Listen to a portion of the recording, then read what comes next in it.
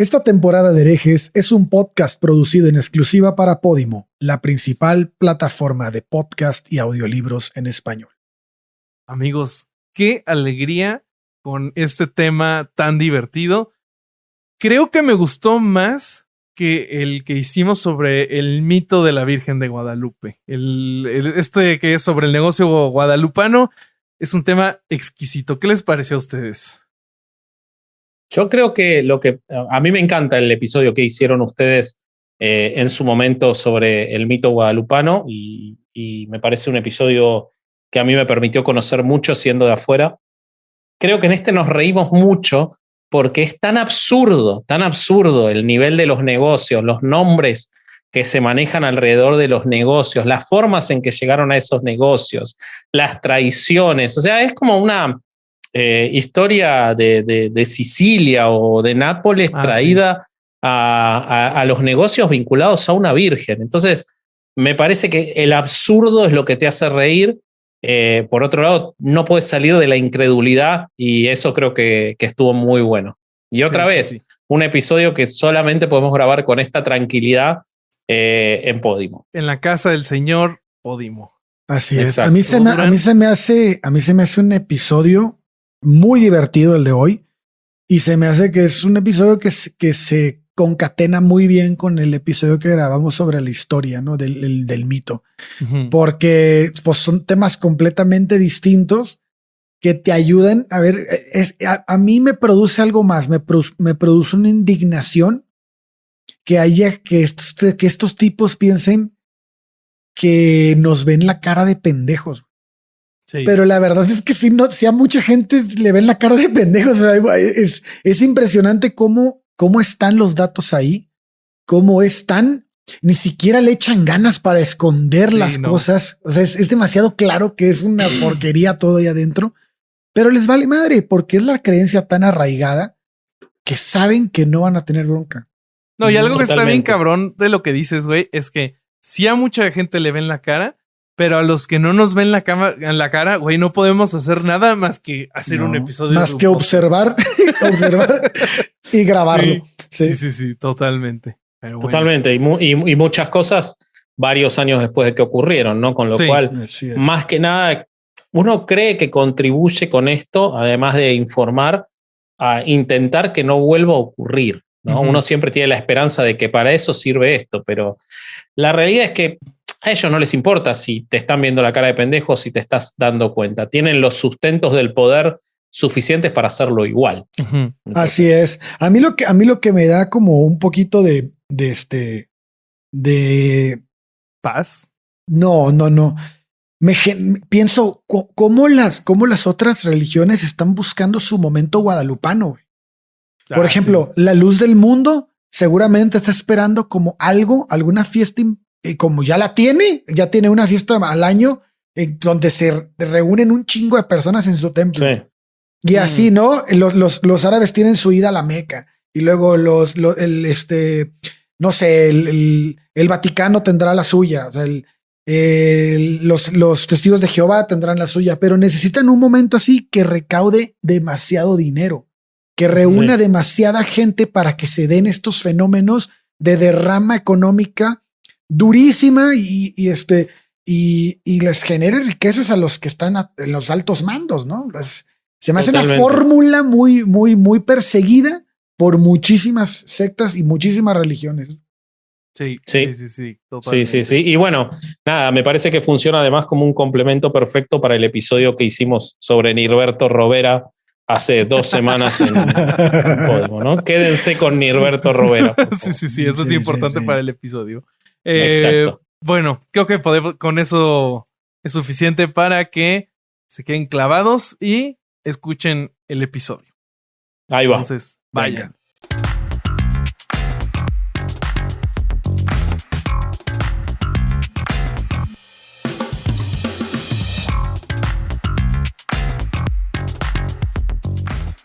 ¿Qué tal, mis estimados herejes? Bienvenidos a Herejes, el podcast, un espacio para conocer y discutir tópicos históricos, científicos, filosóficos, de actualidad y cultura popular desde el pensamiento crítico y la evidencia disponible, intentando siempre encontrar el humor y el punto medio. ¿Cómo están, amigos? Yo estoy con un sentimiento agridulce porque ya se nos está terminando esta temporada de Podimo. Este es nuestro penúltimo episodio. La estamos pasando muy bien, pero pues nada más nos queda disfrutar lo que queda y esperar que ustedes también lo disfruten. Yo soy Bobby y les presento a mis coanfitriones, hermanos y amigos. Alejandro El Vasco Vázquez Azpilicueta, ¿cómo estás? Y qué linda playera. Muchas gracias, pero Podimo es audio, Bobby. Pero muchas gracias. Pero igual cuenta que traes tengo una playera de un pene de plástico. Remera, como le decimos nosotros, de Taxi Driver, que está muy linda. Así que muchas gracias. Me la regaló una invitada al podcast, así en libros. Bueno, les voy a contar cómo estoy yo. Estoy muy contento con esto de Podimo, la verdad. Me encanta la repercusión que está teniendo todos los 4 episodios que se estrenaron antes que la verdad que muy buenas devoluciones de nuestros seguidores y de otra gente que no nos seguía, así que estoy muy contento, así que sigan acá por favor y sigan haciéndonos comentarios en las redes sociales que nos sirve mucho. Y bueno, el tema de hoy, lo que me pasa es que cuando yo era oyente de Herejes y ustedes trataron otros aspectos de este tema, pero los trataron en un episodio muy muy bueno de la primera temporada, me quedé, como me pasaba con casi todos los episodios que ustedes hacían, con muchas ganas de participar. Es lo que le pasa, seguramente a muchos oyentes les pasa eso. Yo tuve la suerte de pasar a participante. Claro. Así que estoy contento de poder tratarlo de otro lado. Sí. De hecho, como que de ahí nació un poco la idea de este episodio, ¿no? Encontrar una forma de que pudieras participar en uno de los episodios que nos contaste que más te gustaron, ¿no? Exactamente, totalmente. Qué bueno. Déjame entonces te presento al William Wallace de este corazón valiente llamado Erexel Podcast.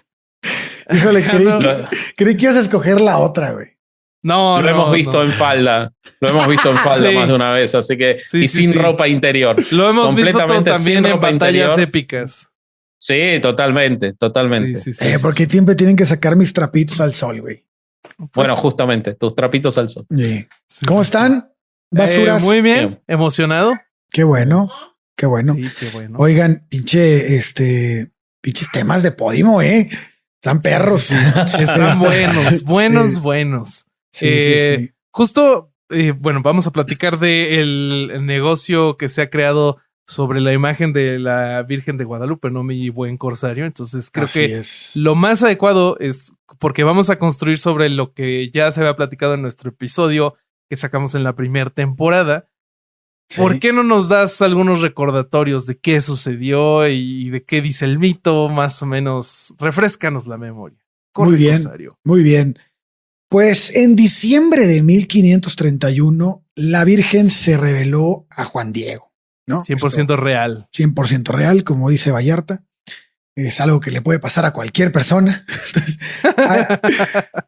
al que le encomendó encontrarse con Fray Juan de Zumárraga para que le pidiera en su nombre la construcción de un templo. El sacerdote, pues ya sabemos que no le creyó y le dijo a Juan Diego que pues necesitaba una prueba, ¿no? Y unos días después, aquel hombre vuelve. Una prueba de amor. Una prueba de amor. Bueno, pero qué huevos, ¿no? O sea, el güey que le dice a sus feligreses tienes que creer por fe. A Juan Diego le dijo necesito una prueba. O sea, qué huevos. Sí, yo digo que no le creyó por ser moreno. Probablemente. Es como cuando pero Jesús era moreno. No. Bueno, tampoco le creyeron. De hecho, tampoco le creyeron. Bueno, depende cuál Jesús, güey. Depende cuál Jesús. Es como cuando estamos preparando un tema y le digo a Vasco, yo ya estudié y no me cree. Es algo parecido. Sí. Y después se demuestra durante el episodio que yo tenía razón. ¿Cómo te atreves?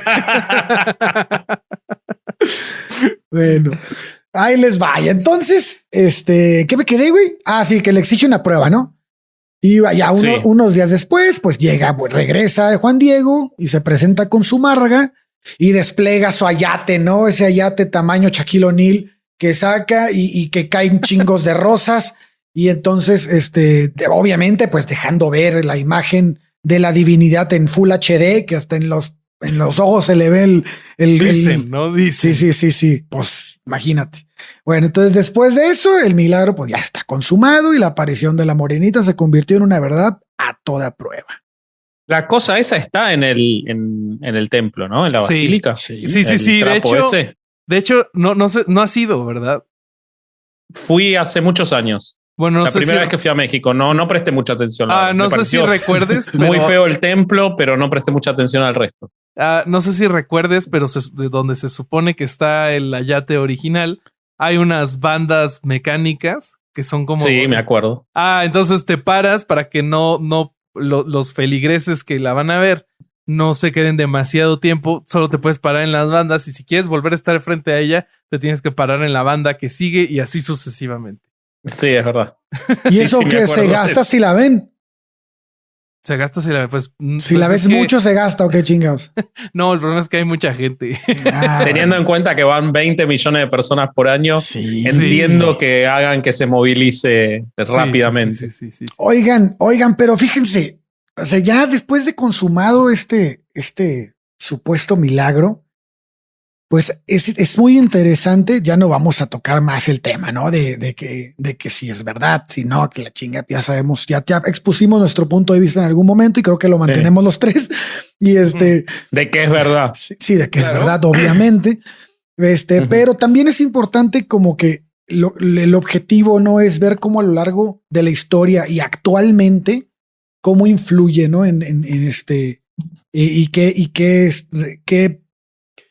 ¿Qué aporta a México? ¿Qué aportó a México? Tanto el lado económico como cultural, ¿no? Y político también. Sí. Claro. Entonces, vemos que a lo largo de la historia, la imagen de la Virgen de Guadalupe ha sido considerada como uno de los símbolos de la lucha por la independencia de México. El mismo Hidalgo usó el estandarte con su imagen para convocar a la lucha en aquel 16 de septiembre de 1810 en el pueblo de Atotonilco. Para después, no sé si lo recuerdan, pero la transformó en la bandera de sus tropas. O sea, fue algo que influyó muchísimo. A mí me lo enseñaron en la escuela y no sé si estoy en lo correcto, como si hubiera sido una de las primeras banderas de México, ¿no? Pues no de México, porque no existía México ahí todavía, pero pues fue un emblema que significó la unión del pueblo de la Nueva España en ese momento para exigir una independencia que no tenía toques de independencia en ese momento, más bien iba dirigido a otra cosa, pero bueno, eso ya lo hablamos también en el episodio de Independencia. Y bueno, no es el único caso, ¿no? Fue en los sentimientos de la nación donde Morelos mencionó la necesidad de convertir al 12 de diciembre en una fiesta nacional. Muchos integrantes del ejército trigarante usaron su imagen como distintivo, en fin. Hasta este punto de la historia, pues nos parecería que la Virgen de Guadalupe forma un vínculo muy profundo con los insurgentes y su lucha. Incluso podríamos aventurarnos a decir que ha inspirado a todos aquellos que han luchado por la libertad, por la soberanía, el progreso de México, en fin. Incluso, perdón, te interrumpo, pero especulando, uno podría pensar que ya en ese momento, y adelantándonos a muchas cosas de las que vamos a hablar en el episodio, ya en ese momento debía generar una muy primitiva, pero demanda e ingreso económico a gente que seguramente para todos esos seguidores de los insurgentes, para esas tropas, se encargaba de producir esas reproducciones. O sea que seguramente ya en ese momento hubo un primer comercio. Ya había merch oficial de la Virgen. Y es que sí, esas cosas son necesariamente artesanales en esa época, pero seguramente ya había quienes la reproducían. Y bueno, la historia nos dice que así fueron las cosas, pero también está el otro lado de la moneda, aquellas ocasiones en que los personajes más oscuros de nuestra historia hicieron uso de esta imagen. Esas personas que usaron la imagen como influjo con el objetivo de llevar a los mexicanos por el camino de guerras infames o a la creación de agrupaciones políticas retrógradas que probablemente robustecieron los intereses más oscuros de la jerarquía eclesiástica. Como sabemos, cogerse chicos. Algo así. Okay. Sí, puede ser. Siento que estás hablando del Frente Nacional por la familia, no sé por qué. Pues de ahí deriva, güey. Todas estas creencias raras.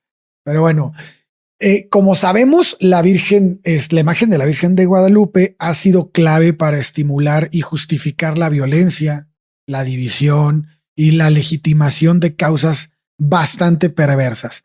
No olvidemos que así como la imagen de la Virgen ha sido utilizada para unificar a la nación, para luchar por un fin en común, también la han portado aquellos que se opusieron a la circulación de libros, al laicismo, a la educación abierta y liberal, a la libertad de prensa, a las constituciones, al registro civil, a la educación de las mujeres, a la división de poderes y a la separación de la iglesia y el Estado. Oh, lo verga. Entonces, pues, así podríamos seguir una señalando joya cosas de individuo. Así es. Sí. Es que esa herramienta, güey, el estandarte es una herramienta de control masivo. O sea, Sí. ha sido utilizada eficazmente a favor de intereses clericales en los movimientos ultraconservadores que han existido en la historia de nuestro país. Para los que estén en otro lado, pues de México. También, lejos de ser un símbolo de esperanza, es un negocio. Y eso hay que decirlo. O sea, que a lo largo de la historia ha sido el preferido para fines políticos y comerciales. Y para eso la muestra es muy sencilla. Recordemos a Iturbide y su Orden Nacional de Nuestra Señora de Guadalupe. No sé si se acuerdan, pero esa condecoración que pagaba el lujo y honores a sus seguidores con la única finalidad de formar un grupo político capaz de fortalecer el imperio y hacer contrapeso a un Congreso con ideas que transitaban por el camino al liberalismo. Y fue la guadalupana la que forjó ese lazo entre el imperio y la Iglesia Católica. Ese pacto, ¿no? Que por un lado garantizaba el poder del emperador a cambio de que el clero mantuviera sus riquezas, su poder político, sus fueros, su patrimonio. Cuando ese imperio cae y México intenta retomar aquel camino al liberalismo y al laicismo, una de las cosas que se hicieron fue prohibir aquella orden guadalupana. Lo que después concluyó en la ruptura total con la Iglesia Católica y con el fin de alcanzar ese estado laico, ¿no?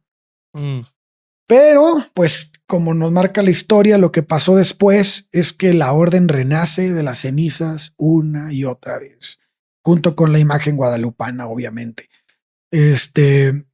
Y no sé si se acuerdan con quién vuelve a surgir, con nada más y nada menos que el famoso vendepatrias Antonio López de Santa Anna, ¿no? Hijo de su perra madre. Sí. Usando los mismos métodos, güey, premiando y fortaleciendo a sus seguidores con base en las instituciones de la jerarquía eclesiástica. Y después de la caída de Santa Anna, la imagen y la orden tuvieron el mismo destino con Iturbide. Y estaba, o sea, vuelve a caer. Y ya cuando pensábamos que ya se había terminado, llega Maximiliano. ¿Y qué hace Maximiliano? La revive. ¿Cómo? Pues con aquella orden que puso bajo el nombre de la Orden Imperial de Nuestra Señora de Guadalupe. Y nuevamente la imagen se convierte en el emblema que unía a la jerarquía eclesiástica y a los conservadores de aquel gobierno imperial. Y si no lo saben, hay dos personajes que tenían el grado más alto de esa orden. Y sus nombres son Miguel Miramón y Tomás Mejía. ¿No se acuerdan de ellos? Fueron los fusilados al lado de Maximiliano en el Cerro de las Campanas. Y bueno, pues una vez promulgada la Carta Magna en 1917, el clero recurre una vez más a la explotación de la imagen de la Virgen de Guadalupe. Ahora para ser utilizada como amalgama para atraer a los fieles e intentar nuevamente, por el uso de la fuerza y la violencia, recuperar sus riquezas y privilegios. ¿Y a qué me refiero? A la rebelión cristera. Este fue otro conflicto patrocinado por la alta jerarquía católica para defender sus bienes y sus supuestos derechos que sentía arrebatados y que consideraba que le tenían que ser devueltos de sí o sí. Entonces, a lo largo de la historia, vemos y nos topamos con el uso de esta imagen para fines de poder. Y lo que pasa hoy en día no es muy distinto. Las cosas han cambiado, pero veremos para dónde, ¿no? En realidad cambiaron los métodos, ¿no? Exacto. Si vos lo ves, no cambió el objetivo final, pero cambiaron los métodos. Hay que tener en cuenta que se considera que en México hay más seguidores de la Virgen de Guadalupe que incluso cristianos, Sí. y hay que tener en cuenta que es una de las figuras más poderosas del culto cristiano en toda Latinoamérica. O sea, la Virgen de Guadalupe, si bien en México, para mí, como alguien de afuera y como alguien que siempre estuvo muy impresionado con cómo se lleva adelante en los papeles la separación entre la Iglesia y el Estado en México, y cómo está determinado incluso constitucionalmente, la Virgen de Guadalupe es el fracaso de ese proyecto, porque ha producido una penetración tan grande en el tejido social que hace inseparable, porque ya se ha transformado, y lo vamos a ver con todo lo que vamos a charlar hoy, se ha transformado en un símbolo cultural nacional que sobrepasa lo religioso, pero no deja de ser un símbolo religioso. Entonces, es un símbolo nacional que está construido a partir de la fe y a partir de un cuento mágico. Yes. Y ese símbolo termina penetrando en esa separación que se buscaba entre la Iglesia y el Estado. Así es. ¿Y qué es el poder hoy? El poder es la economía, el poder es el dinero. Y entonces podemos ver cómo hoy quienes ostentan los derechos de explotación, es decir, la jerarquía de la Iglesia Católica, aunque ahora vamos a charlar un poquito sobre quiénes tienen esos derechos de explotación, pero quien explota a la Virgen de Guadalupe para ese beneficio político de poder a través del dinero, siguen siendo los mismos que vos mencionaste a lo largo de toda la historia, ¿verdad? Así es. Sí, totalmente. Nada más se van cambiando la bolita, ¿no? Nada más se van pasando a la estafeta. Sí, totalmente. Totalmente. Entonces, ¿qué les parece si... mándeme. Charlamos un poquito sobre todos los negocios que hay alrededor de la Virgen de Guadalupe. Sí, estaría buenísimo. Buenísimo. Muy bien. Bueno, entonces hay un montón de cosas para charlar. La verdad es impresionante, y la verdad que para alguien que lo ve de afuera, y que si bien la presencia de la Virgen de Guadalupe, les cuento a los que no son mexicanos y tampoco han tenido la inmensa fortuna de ir a México, la presencia de la Virgen es absolutamente preponderante en cualquier lugar que uno vaya de México. Es muy impresionante. Ujú. Pero aún así, y aún sabiendo eso, y aún estando inmerso en la cultura como puedo estar yo, sorprende los números, sorprenden las cantidades, sorprende la devoción y sorprende hasta dónde está derramado en la sociedad la necesidad que se ha construido respecto de la permanencia de esta figura que parte de un rito mágico e inventado. Entonces, por darles una idea general, un tour para visitar el santuario de Guadalupe en la Ciudad de México en internet se puede encontrar en más o menos 2.755 pesos mexicanos, que son alrededor de unos $130, ¿verdad, Bobby? Sí, más o menos. Bueno, hay que tener en cuenta que al santuario, si bien no todo el mundo paga este monto, pero al santuario lo visitan 20 millones de personas por año. Sí. Entonces, supongamos que hay un porcentaje, y Bobby sabe mucho de este tema de las visitas guiadas y todo eso. ¿Qué porcentaje dirías o qué cantidad dirías que van por día con distintos tours? Es que también depende mucho de las fechas. Dentro de las cifras que yo investigué, solo del 8 al 12 de diciembre se calcula que llegan 8 millones de peregrinos. Solo en esos 4 días. Suponiendo Entonces, que ajá, un porcentaje va con visita guiada. Ya eso Sí. te implica millones y millones de pesos mexicanos para los particulares que hacen las visitas guiadas. ujú, Más los que van por su cuenta, pero tienen que pagar un transporte porque van de otros lugares de México o de otros lugares del mundo. Más los tours que se pagan para peregrinaciones desde otros lugares del mundo.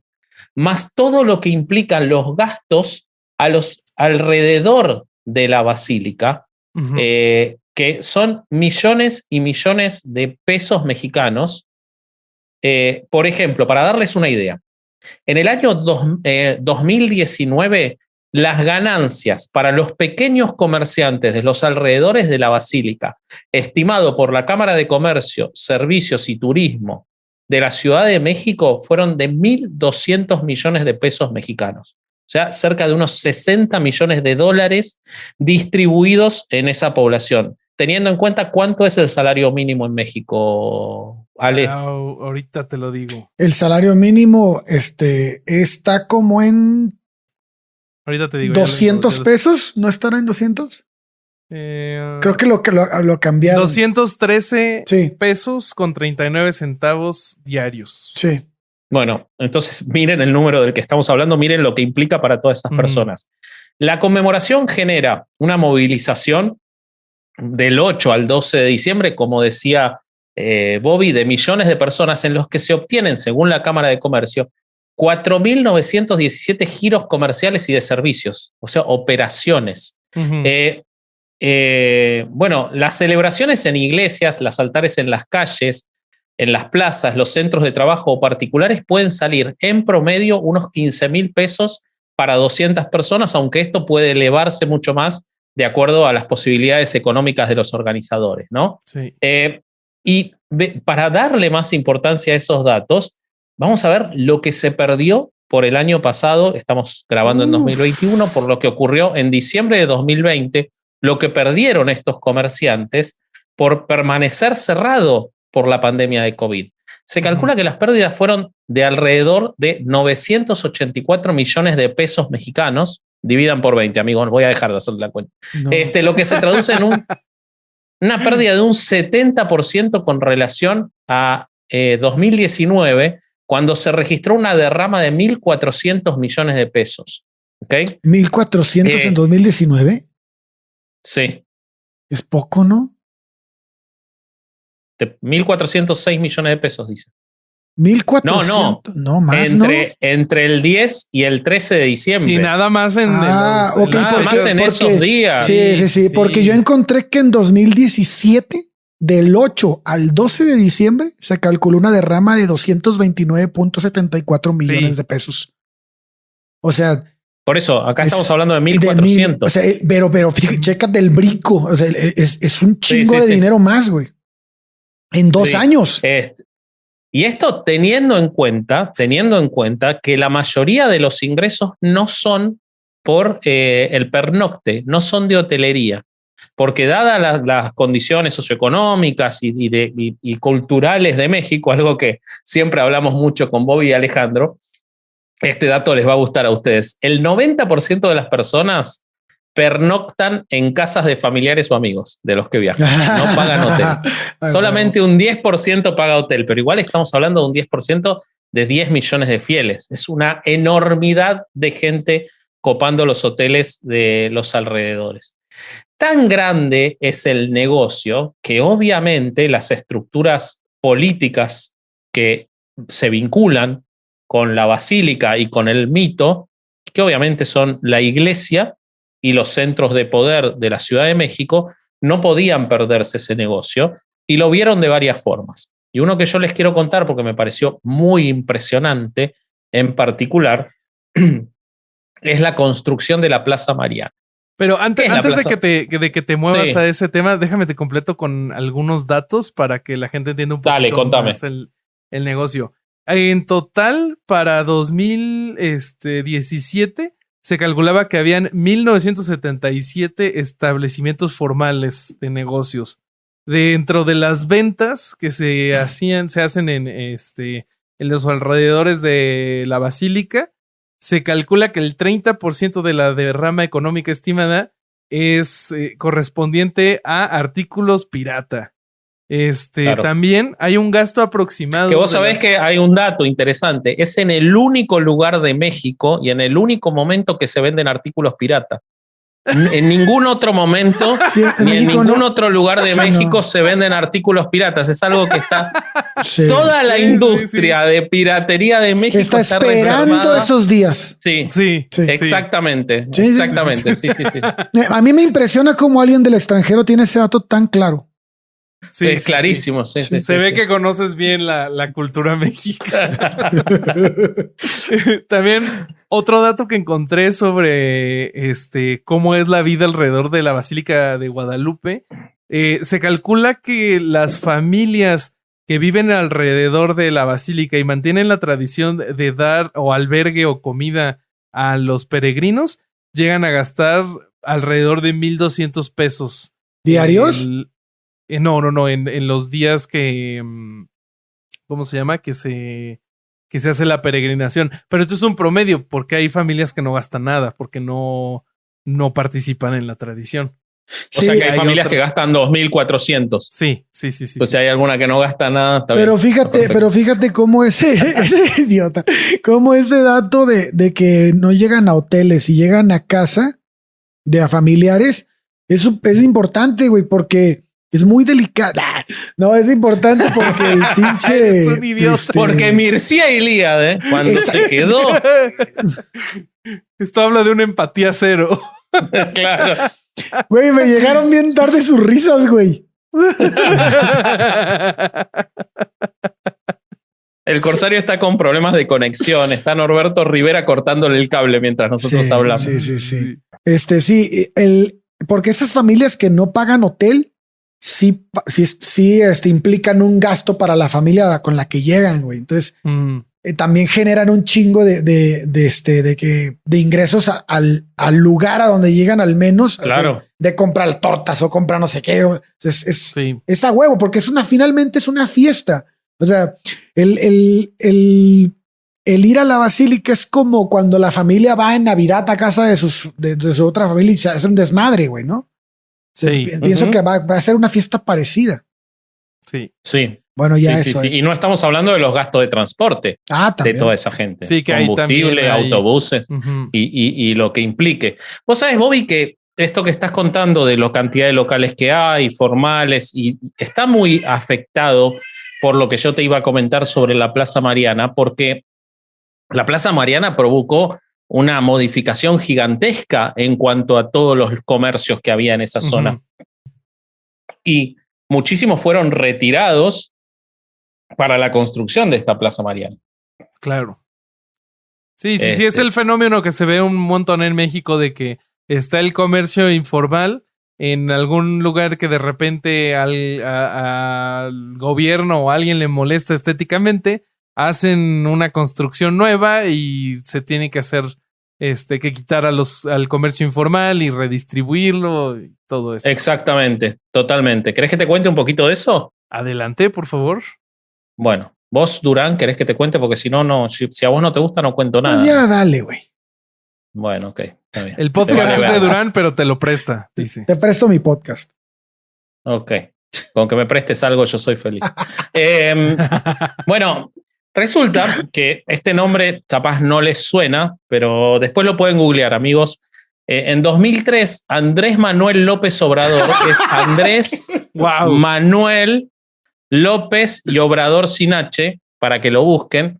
Entonces, jefe de gobierno de la ciudad, le donó a la Fundación Plaza Mariana, presidida por Norberto Rivera Carrera, de quien hicimos un episodio en Podimo, arzobispo primado de México en ese momento, un terreno para la construcción de una plaza al lado de la basílica que iba a tener, de acuerdo con el proyecto, establecimientos educativos, establecimientos de oración, centro de salud, centros comerciales para reemplazar y organizar los comercios informales, espacio de comida y espacio abierto para la comodidad de los peregrinos. En esa fundación, la Fundación Plaza Mariana, había un grupo de empresarios, muchos allegados a que les digo el nombre es López Obrador, se me olvida, López, con la participación de muchos comerciantes. Estos 30.000 metros cuadrados, o sea, 3 hectáreas, no voy a cometer el mismo error del episodio, son 3 hectáreas. Qué bueno. Esos 30.000 metros cuadrados estaban establecidos para realizar eso. Y tenía un proyecto, el contrato, la donación con cargo que le hace la Ciudad de México, porque obviamente les quiero contar que este terreno no era de Andrés Manuel López Obrador. El terreno no era de él. Era de la Ciudad de México, claro, y él lo dona como jefe de gobierno, ¿no? Entonces, decía que para el 2005 tenía que completarse esta construcción. ¿Qué es lo primero que hacen? Lo primero que hacen es retirar a todos los a todos los comerciantes informales que estaban en la zona, dejándolos sin operación comercial y sin poder trabajar. Eso le generó, por empezar, un gasto gigantesco a el GAM, que es la entidad Madero. Pública, exactamente, de la Delegación Gustavo Madero, que durante 7 años tuvo que subvencionar a todos estos comerciantes removidos, que son 1.300 que había en esa zona. Por lo tanto, entre 2003 y 2011, la delegación Gustavo Madero gastó 20 millones de pesos por año, sigamos hablando de los números que mueve la cuestión Guadalupe, para poder mantenerle algún nivel de vida a todas estas personas que no podían trabajar. Bueno, resulta que la obra no avanzaba, es decir, se le dona eso, la fundación de Norberto Rivera terceriza, uno podría suponer que hubo algún dinero de por medio, y no se movió nada. ¿Tú crees que Norberto Rivera sería capaz? Para el 2005 no había nada, para el 2006 no había nada, 2007 no había nada, 2008 no había nada, 2009 no había nada, en 2009 se empieza a mover, y acá vamos a leer un artículo de Proceso que dice: un ambicioso proyecto religioso comercial que prácticamente estaba paralizado y corría el riesgo de naufragar por presiones y diferencias políticas, ha cobrado nueva vida gracias a la intervención del hombre al que la revista Forbes considera el más rico del mundo, Carlos Slim. Miren, Carlos Slim vio el negocio de la Virgen de Guadalupe. Se ve que tiene olfato para los negocios. Sí, yo creo que él es bueno, él tiene buena visión para los negocios. Sí. Entonces, Slim entra en la obra y presenta un proyecto que básicamente lo que hacía era dejar a los comerciantes sin ninguna oportunidad. Carlos Slim ya es dueño de otros centros comerciales y lo que él pretendía y lo que él lleva adelante con esa construcción es un centro comercial de alto poder adquisitivo para dejar afuera a todos esos comerciantes de la zona. La construcción se lleva adelante con la oposición, férrea oposición del presidente de la delegación, Gustavo Madero, que indicaba que lo que estaba haciendo era básicamente arruinarle la posibilidad a todos estos comerciantes, que además inician acciones legales cuando se enteran de todo esto, para favorecer a grandes comercios. ¿Okay? Eso lleva a... aparte, perdón, en el medio hay un negocio buenísimo que se arma, que es la venta de las criptas. ¿Lo saben eso? Yo tengo el número. Sí, güey. Yo tengo justo el número de cuánto te cuesta tener un nicho en la Basílica de Guadalupe. Bueno, que ahora existen los nichos, pero ellos empezaron a vender los nichos desde el 2003. Estuvieron 7 años vendiendo nichos sin poner un peso en la construcción. No. Claro. Para cuando llegó el momento que los construyeron, llevaban 7 años vendiendo nichos y toda esa plata la cobraba la fundación. ¿Y sabes cuánto más o menos, cuestan? Eso, ¿cuánto costaban más o menos? Ahora cuestan entre 100 a 180,000 pesos el nicho. Porque ya están construidos. En ese momento, sí, según lo que se entiende, cobraban alrededor de 25,000 pesos por nicho para los que entraron en el primer momento. Puta, qué ganga, güey. Eras como comprar unos 3 y luego los vendíamos, güey. Claro. Es como entrar en una preventa de departamento. Sí, güey. Pero para cuando te mueres, entonces ya no lo disfrutas. Departamento de cenizas. Sí. Sí. Estaría con madre.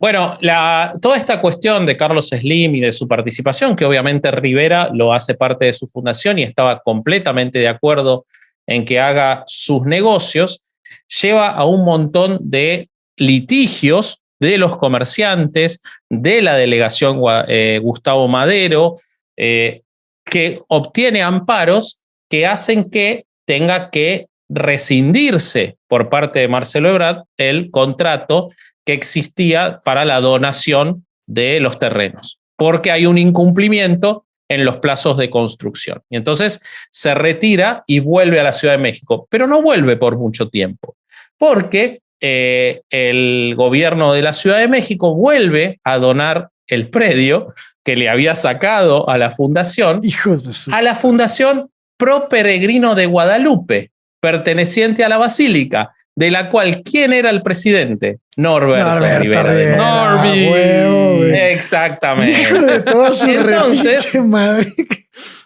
No mames.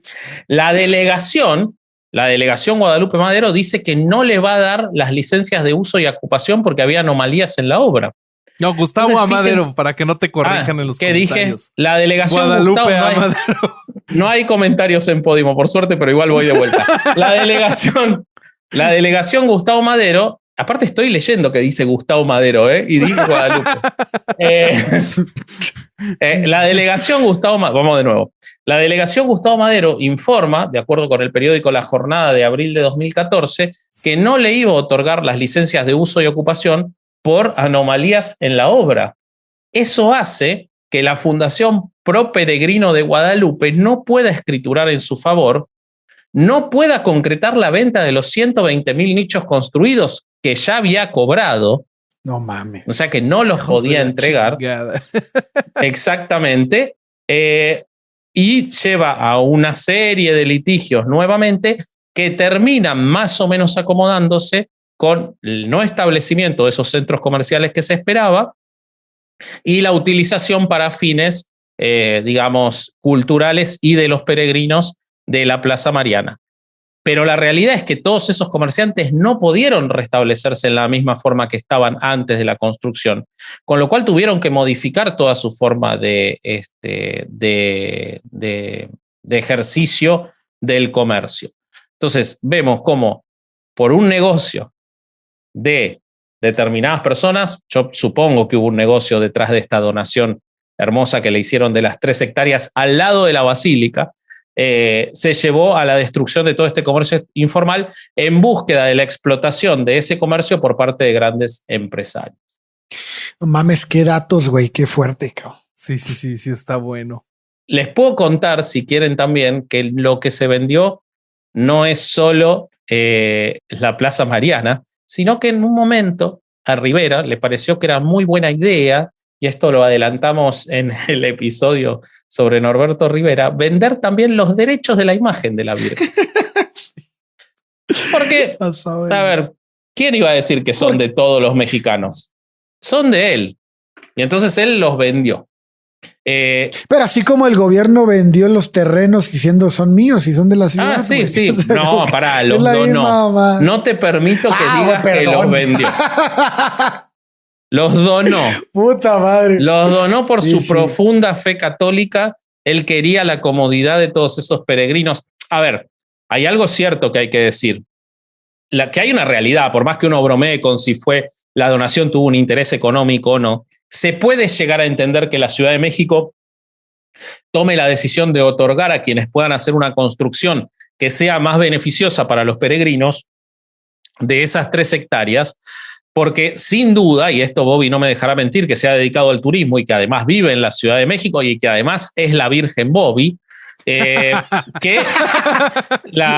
la basílica implica una derrama económica muy importante para toda la ciudad, no solo para esos comerciantes. Sí. Entonces, sin lugar a dudas se puede entender. Ahora, lo que es raro es que cuando entregan esa donación a esa fundación, se les permita que durante tantos años no hagan nada, se deje sin trabajo a todos esos comerciantes y después ocurran todas estas contradicciones que contábamos. Pero no solo ocurrió eso, sino que, como les decía, ocurrió la venta de los derechos de la imagen de la Virgen de Guadalupe. Entonces, según dice la revista Proceso, en febrero de 2003, el rector del santuario de la Virgen de Guadalupe, llamado Diego Monroy, en ese momento, bueno, siempre se llama Diego Monroy, en ese momento era el rector del santuario de la Virgen de Guadalupe. Pudo haber cambiado de nombre. Claro, no, o sea, él es Diego Monroy siempre, digamos, sí. Salvo que sea como Prince, ¿no? Qué sé yo, el arzobispo antes conocido como Diego Monroy, ponele. Pero el hombre era el rector del santuario de la Virgen y firmó en febrero de 2003 un contrato de exclusividad que ligaba a la figura de la Virgen de Guadalupe con una empresa de mercadotecnia de los Estados Unidos, llamada Biotran. Las cláusulas de ese contrato fijaban la imagen de la Virgen de Guadalupe hasta el 2005 en exclusividad con Biotran, y le daba en el primer año de contrato a la Basílica $5 millones de ingreso para totalizar entre el segundo y tercer año $12,5 millones de ingresos por la explotación de esa imagen, que la verdad suena a poco. La verdad, sí. Y esto corríjanme, yo soy un tipo muy mal pensado, pero suena más a una dádiva que a un contrato legítimo. A mí me suena eso, puede ser que esté equivocado, ¿no? Pero $12,5 millones me parece que le convenía más explotarla a la propia Basílica que entregar los derechos. Ahora, claro, ellos están rezando todo el día, no pueden dedicarse a mercadotecnia. No, ellos nunca hacen negocios, ellos no tienen ni siquiera el tiempo para disfrutar de esos recursos. Hay algunas cosas interesantes en este contrato que firmaron en el 2003. Por ejemplo, que los beneficios de las ventas se repartían a medias entre Biotrán y la iglesia, o sea que tenía más ingresos la Basílica de Guadalupe. Asimismo, indicaba en el contrato que cada uno de los artículos que se hicieran con esta imagen marca registrada por parte de Biotrán iban a cumplir con la bendición especial de Norberto Rivera. O sea, wey, ¿hay alguien en México que cree que tiene valor esa bendición? Pues, evidentemente los de Biotrán, sí. La pregunta es en serio. Pues todavía hay gente porque no puede ser que a la gente no le quede claro que Norberto Rivera siempre fue un vividor, güey. Es impresionante. No se le ha quitado, güey. Me aventuro a decir que no se le ha quitado. No, claro que no, güey. Pero, o sea, ¿cómo? Bueno, ya, güey. Lo impresionante de esto para mí es que esto se hizo contra la opinión de especialistas en derechos de autor que decían que no se puede vender porque le corresponde a todo el pueblo mexicano y porque cuanto menos le corresponde a toda la iglesia, no solo a la Basílica de Guadalupe. Sí. O sea, se cogió al resto de la iglesia el hombre. Por eso lo votaron, güey. Claro. Entonces, ¿qué pasa? Inmediatamente, pocos días después, sale el Arzobispado de México a desmentir esto, pero lo desmienten a medias porque el contrato estaba. Entonces, lo que dicen es que no vendieron los derechos de la imagen, sino que había solamente un contrato proyecto que luego fue nulificado. Vaya uno a saber cuándo fue nulificado. Porque yo te digo. ¿Cuándo? Fue nulificado cuando se dieron cuenta que no era viable la venta de los derechos. No mames. Pero vos sabés que es raro porque en la contradicción ellos dicen que en realidad no es nulo el contrato. También dicen que no lo hicieron, pero dicen, aún así, si se hubiera hecho, que no lo hicimos, lo único que haría ese contrato sería que los hologramas, firmas y números de serie avalarían y certificarían la autenticidad de las reproducciones, pero que eso no impediría que otros lo usen. O sea, sería como la Virgen de Guadalupe que hace Biotrán es mejor que las otras. Es más tiene sagrada, la bendición. Está en HD. Esa sí está en HD. Eso sí tiene las imágenes en las pupilas, ¿no? Sí. Pero ojo, no lo hicieron. Hicieron. ¿Okay? Y ellos indicaron que la publicación en donde se difundió el artículo, que es Proceso, o sea, que dijo que la Guadalupana era una marca registrada, seguramente fue víctima de un engaño lamentable, aunque quizás desinteresado. Un engaño lamentable como es la propia existencia de la Virgen de Guadalupe. Entonces ya tenemos.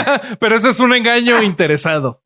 Claro, ya tenemos la donación de la Plaza Mariana para que una pyme, una empresa que estaba buscando cómo crecer, como es el Grupo Carso, construya todas esas edificaciones. Que seguramente lo ganó por concurso de oposición, ¿no? Claro, no. O sea, es proceso legal. Como Telmex.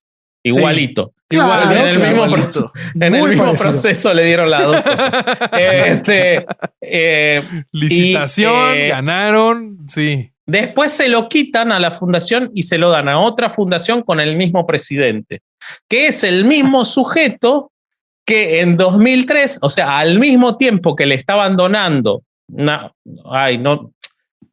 cerré las notas y no me acuerdo del nombre del que se lo donó, era Andrés Manuel López Obrador.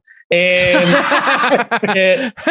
el mismo momento, él estaba vendiéndole los derechos de imagen de la Virgen a la empresa Biotran, que al año 2003, mientras estaban haciendo todo esto, se les pasó, porque de nuevo están rezando, están preocupándose por los peregrinos.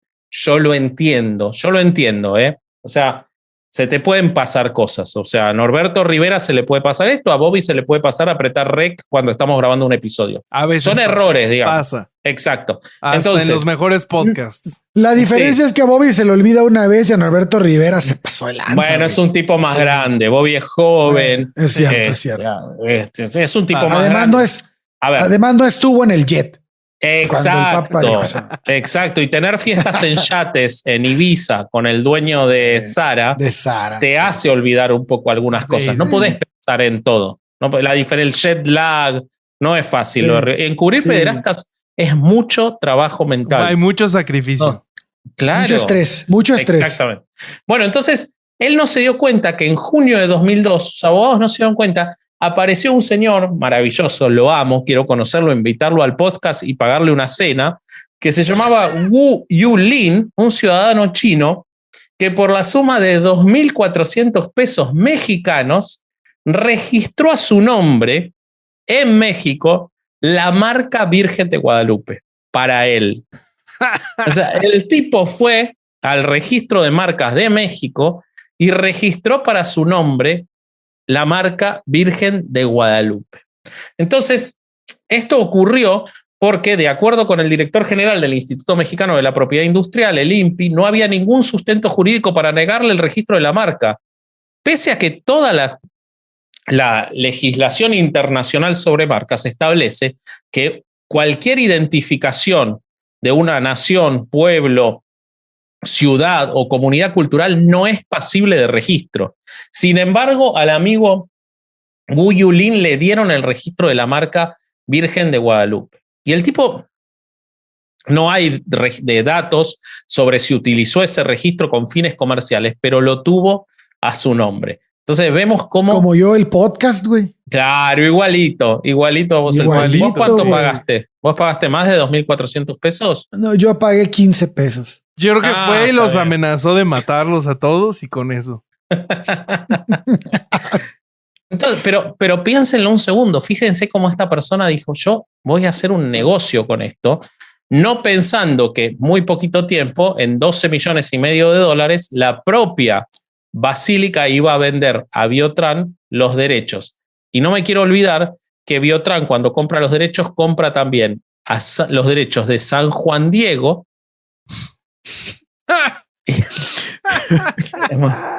Y quiero ver qué más. No, bueno, y lo de la bendición especial que no nos podemos olvidar, que eso de tío Norby, tío Norby. Y era muy importante. Así que bueno, yo tengo esos datos. No sé si vos tenés otros datos, Bobby. Yo tengo unos más, pero ya desviándonos de tema. A ver. No sé si ustedes sepan, pero estuve investigando que en los planos de la basílica que fue edificada, bueno, la nueva basílica fue edificada entre los años del 74 y el 76 por el arquitecto Pedro Ramírez Vázquez, se encuentra un cepo. ¿Saben? No sé si sepan qué es un cepo. Donde ponen las moneditas. Sí, es correcto. Que el mecanismo se ideó antes y se usaba como trampa para animales, como método de tortura, pero en las iglesias se utiliza para recolectar las donaciones. Que no saques las monedas. Exactamente. Entonces puedes meter monedas, pero no las puedes sacar. Pues que creen que la Basílica de Guadalupe, desde su diseño por este arquitecto, fue diseñada con un cepo que tiene la capacidad de contar las monedas. Y entonces todas las monedas que pasan... huevones aparte. De todas las denominaciones. Que son muchas. Son contadas por este magnífico aparato. Entonces ese es un dato de color que creía que creo que es importante añadir. Está bueno. Y algo que me gustaría contarles, pero no sé si lo vamos a tener que contar entre Ale y yo, es sobre el abad Schulenburg. El abad Schulenburg es el que estaba a cargo de la basílica. Sí. Antes de que llegara Norberto Rovera. Nirvana Rivera. Y Nirberto Rovera está en 2 sociedades más como presidente. Por las dudas, por si las necesita. Se registró ante el INPI como marca. Sí. Se compró a sí mismo Norberto Rivera MR. Y las donaciones se las hacía Manuel Andrés González Trabajador. Qué cabrones, güey. Bueno, si no me equivoco, ese abad estaba en la basílica en tiempos de Corripio. Mira, Corripio Ahumada. Ahí les va, porque cuando llega Norberto es cuando lo acusa de que no cree en la Virgen de Guadalupe, ¿no? Y le tumba el negocio. Ahí les va, porque esta historia de verdad es una cosa. Es Norberto siendo Norberto Rivera. Sí. Pues mira, la Basílica de Guadalupe antes era considerada una colegiata, que es, según expertos, como entre una catedral y una parroquia. Entonces, estaba a cargo del abad, que era vitalicio, que era Schulenburg, antes de como ahora está la estructura de la basílica. Esto quiere decir que era totalmente autónoma en el manejo de sus recursos.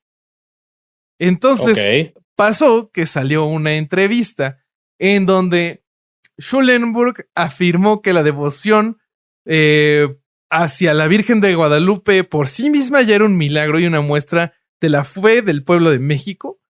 Además, él decía que Juan Diego era solo un símbolo y no una realidad, una tradición antes que un sujeto histórico, arguyendo que no solo hubo uno, sino muchos Juan Diego. Y en esto lo apoyó, fue apoyado por arqueólogos del Instituto Nacional de Antropología e Historia. Y él se dio a la tarea de localizar los restos mortales de Juan Diego, pero no lo logró. No me digas. Sí, no, una cosa.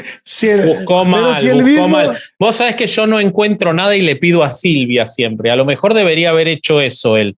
Porque yo no encuentro un zapato y le pido a Silvia y ella lo encuentra. A lo mejor ¿Sabes por qué no los encontró? A Silvia. Yo creo que si Silvia hubiera ido y le hubiera dicho, ¿los buscaste con ganas de encontrarlos? Claro, aparecían. Ahí aparecían. Faltó eso. Bueno, ¿ven por qué tiene que haber más mujeres en la iglesia? Es por esas cosas, boludo. Porque si no, no encuentran los restos de Juan Diego. Güey, sí. Pero encontraron toda la historia de Juan Diego en la biblioteca particular de un güey aquí de Querétaro. Es verdad, eso bien sí. Raro. Oye, pero está bien cabrón porque lo de Juan Diego le echan mucha tierra a este abad y no mames, si el mismo Zumárraga decía que era puro pedo. Sí. Y ese güey fue el que se supone que se le apareció, güey. Sí. Pero checa. Ahí no termina este relato. Porque algunos miembros de la jerarquía católica en México en aquel momento, como en ese momento el arzobispo Norberto Rivera discutían la autonomía de la basílica, en especial en el manejo de sus vastos recursos monetarios. O sea, lo que pasaba en ese momento con la basílica, el abad podía decidir en qué se gastaba ese dinero, si se le daban a una parroquia que lo necesitaba, si se mandaban al Vaticano. O sea, él tenía completa autonomía de esto. Entonces, en 1996, con el pretexto de la edad, el cardenal Norberto Rivera le solicitó la abadía a Schulenburg. O sea, le dijo, güey, me va de verga que seas vitalicio, ya te vas. Pero el abad, en lugar de amedrentarse, respondió que no lo haría, pues a él lo había nombrado el Papa Juan XXIII y no Norberto Rivera. O sea, se puso. Sí. Se le paró de manos. Y ahí Juan Pablo le dijo: a ver, agárrame esto, pinche Norberto. Sí. Le voy a romper su madre este le dijo, sostén mi cetro de oro. Hold my children, le dijo. Y ahí. Entonces.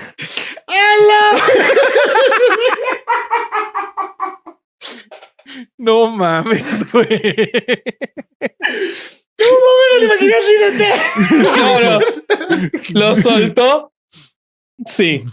Y si se lo pasó a Maciel, que estaba libre en ese momento. Le sobraron algunos, entonces Bernard Lowell también se lo pasó a Maciel, pero digo, no, este me lo va a chingar, ahorita agarro. Claro. Se lo pasó a Teresa y Teresa no le dio de comer 3 semanas y se le murió. Pero antes de que esto llegara a Juan Pablo II, salió este artículo del que estamos platicando con la entrevista de Schulenberg, en donde hablaba de Juan Diego. Entonces ahí sí es que, y además esto es al mismo tiempo que estaba en vías la canonización de Juan Diego. Entonces también por eso Juan Pablo se metió, porque era una de sus famosas canonizaciones y este güey le estaba pisando los pies. Ahora, perdón, me quiero detener un segundo en eso. No hay restos ni evidencia de que Juan Diego haya existido. No. Y sin embargo es santo. Sí. Y al niño Fidencio no lo quieren hacer santo. Podemos hacer, o sea, por lo menos hay fotos del niño Fidencio, boludo. No, suponete aparte, que son 2 mentiras. Pues de uno hay fotos al menos. No, pero además el niño Fidencio hacía cosas bien chingonas, como agarrar tomatazos a la raza, güey. Que si quieren ir a escuchar nuestro episodio, que también se encuentra dentro del listado que está en Podimo de todos nuestros episodios generales, el del niño Fidencio. Muy recomendado. Es una maravilla. 100% recomendado. Perdón, te interrumpí, Roberto. No pasa nada, fue una excelente interrupción.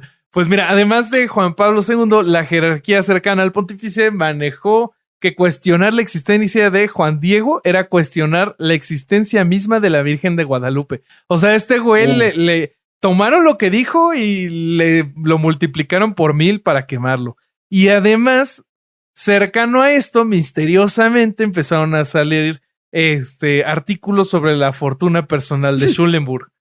De que tenía casas, coches, lujos. O sea, lo mismo que Norberto. No como Rivera. Sí. Sí. No como el pobre de Rivera, que ni siquiera podía pagar su tratamiento de COVID. Pobre, sí. Entonces, pues bueno, entre esta presión mediática más la presión del Vaticano y la del Norberto Rivera, Schulenburg deja el cargo y entonces pasa a la Basílica de Guadalupe a estar directamente bajo el cargo del Arzobispado de México. O sea, en ese momento Norberto Rivera ya tenía la vía directa para él poder disponer de los recursos de la basílica. Exacto. Así pasó. Genial. Así les trae el chisme Herejes, el podcast. ¿Qué opinan, amigos? Impresionante. No, a mí me impresiona que la raza todavía no se da cuenta de cómo funciona este pedo. O sea, ¿cómo le podemos creer a esa institución, cabrón? Es impresionante. Es grotesco. Pero ya, güey. Escuchame una cosa, yo te traigo un dato de color sobre todo esto antes que sigamos. La serie mexicana de Televisa, La Rosa de Guadalupe, que se basa en el mito de Guadalupe y que es un negocio gigantesco en toda Latinoamérica, lleva 13 temporadas de como entre 80 y 150 capítulos cada una. Y es la más vista, ¿no? En todos ellos se habla del mito de Guadalupe. Sí. Imagínense los negocios asociados solamente a esa serie. En publicidad, en mercadotecnia, en las licencias al exterior de esa serie. Y no lo podés escindir del mito. O sea, si el mito guadalupano no fuera lo fuerte que es en México, esa serie no tendría razón de ser. Y no tendría el éxito que tiene. O sea, que ahí tenés otro negocio asociado, de nuevo, de una pyme como es Televisa. Gigantesco. Una empresita humilde, familiar. Exactamente. Que además, por supuesto, se rige por todos los principios de la religión, ¿no? Sí. También, ¿cuánto dinero da la Virgen Bobby, güey? Bueno, la Virgen Bobby nos está haciendo ricos a nosotros. Millonarios, güey. Sí, nadamos en dinero. También tendríamos que meterla ahí, güey. Sí, el contrato con Podimo fue exclusivamente porque fue a negociar la Virgen Bobby. Fue un momento muy fuerte ese, porque no fue una reunión virtual. Yo quiero contarle al público que Gwendolyn y Bobby se reunieron en persona y Bobby fue vestido de virgen y ahí cerró el negocio. No, fue Bobby, o sea, fui yo. Y en ese momento Gwendolyn y yo tuvimos una revelación divina. Entonces, sí, se abrió el cielo y de ahí bajó la Virgen Bobby y fue que impresionante. Nos dijo que nos teníamos que Qué bueno que no le caíste encima porque la matas, güey. Hijo de puta. A ella o a cualquiera, ¿no? Tampoco jodamos. Sí, o sea, sí. Bobby le cae encima a La Roca y lo mata. No jodamos. Sí, es una cosa. ¿Qué les pasa? ¿Qué les pasa? Sí, lo desnuca, güey. Sí. Solo el pito de Bobby pesa más que La Roca, güey. Una cosa monstruosa. Pero lo usa de estola. Vos sabés que en invierno se abriga. Bueno, sigamos. Entonces, entonces, ¿en qué íbamos? Perdón. Oigan, de verdad es increíble la cantidad de polémicas, de peleas, de política que hay alrededor de este símbolo. Y pues se nota que es más negocio que religión, ¿no? Bueno, aunque son dos cosas que van de la mano, pero cuéntenme qué opinan ustedes. Es poder, ¿no? Sí. O sea, sí es negocio, pero también es una forma de mantener, como matar dos pájaros de un tiro, mantener unificada a cierta parte de la población y obtener la mayor ganancia que se pueda de ella. ¿No? Sí, sí, totalmente. Y a mí lo que más me preocupa o me amarga o me hace resignarme a que este tipo de símbolos no tienen, o sea, van a tener una permanencia por muchos, muchos años, por no decir para siempre. Sin duda en nuestro curso de vida no vamos a ver la caída de poder de estos símbolos, es que han logrado transformarlo en un sustento espiritual, pero también económico de una enorme cantidad de población. Entonces, hasta suena antipático ponerse de enemigo o ponerse en contra de algo como la Virgen de Guadalupe, cuando no podemos dejar de decir que en economías precarizadas como son la de México en muchos casos y la de muchos otros lugares de Latinoamérica en la que este símbolo es tan importante, le da sustento a una enorme cantidad de familias. Sí, porque más allá de lo que estamos hablando respecto de las grandes empresas que han explotado esto y todo, la realidad es que miles y miles de familias en todo el país y en otros países de Latinoamérica dependen de la Virgen de Guadalupe para su sustento. Entonces hasta resulta antipático, pero no podemos dejar de ver que es la perpetuación de un mito que fue muy malo para muchísima gente y que hoy solamente promueve ignorancia. Sí. Sí, totalmente. No, totalmente de acuerdo. Pues así está la cosa, amigos. Yo digo que ya deberíamos de ir construyendo un cepo de Herejes el Podcast, donde vayamos recolectando lo que nos llegue de patrocinio. Se llama Patreon. Y ¿de likes o qué? Nuestro cepo se llama Patreon y les pedimos que por favor se suscriban, que nos sirve mucho. Pero estaría bien verga tener el cepo de verdad, o sea. Sí, físico. Pero que contara billetes, no monedas. Sí, dólares. Claro. Dólares y euros. Sí. Así bueno. aquí un billete no lee billetes, no lee pesos mexicanos. Ah, guácala, te los escupe. Y los pesos argentinos se van devaluando mientras caen en el cepo. Entra en el cepo y vale 10 y cae y vale 8. No, metes un billete argentino de la más alta denominación y cuando llega al fondo ya se desintegró por completo. Ya el otro día hicieron un experimento, me voy totalmente de tema, pero es divertido.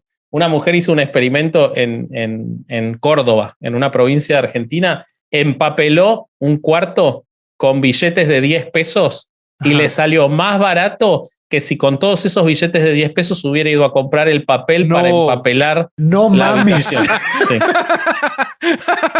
Pues justo, qué triste, güey. Creo que aquí descontinuaron las monedas de 5 centavos porque el metal de la moneda era más valiosa que la moneda. Sí, eso pasa. Pero bueno. Chale. Bueno, pues ya está. Creo que con eso podemos cerrar, amigos míos. Me parece muy bien. Pues, pero antes de despedirnos, recuerden que este no es nuestro único problema.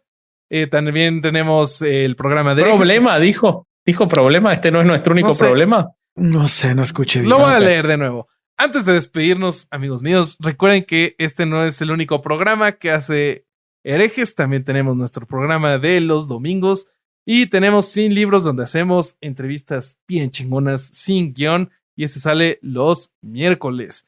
Recuerden también seguirnos en redes sociales. Nos encuentran en Instagram como herejes-el podcast. Y a nosotros nos encuentran como corsario.hereje, vasco.hereje, bobby.hereje. Y creo que es todo. Entonces, recuerden que esta temporada de Herejes es un podcast producido en exclusiva para Podimo, la principal plataforma de podcasts y audiolibros en español. Y pues ya, es todo. Este fue otro viernes de Podimo, ¿no? ¿O no? Sí, este fue un viernes más de Herejes en Podimo. Perfecto, me alegro. Me alegro Muy mucho, bien, no lo muy sabía. bien. ¿Ahorita ya pongo la música o todavía no? Dale, corre la música. Venga la música. When I was young, we used to party on boats, put some decks on the decks and the party afloat. Call it pirate radio, the way we didn't give a fuck sometimes. We just sit back and laugh at life, put it far and wide away from harder times. I'm wide awake.